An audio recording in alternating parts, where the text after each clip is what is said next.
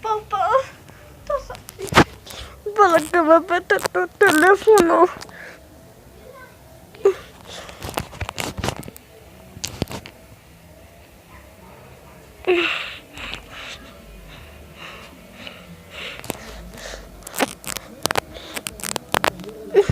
Sin anotar un gol en la Champions, se pasó todo este torneo sin anotar en la Champions y hoy vuelve a convertir después de 2 años en la final contra el Atlético de Madrid. Parecía que en alemán su nombre se dice Schwarzenberg.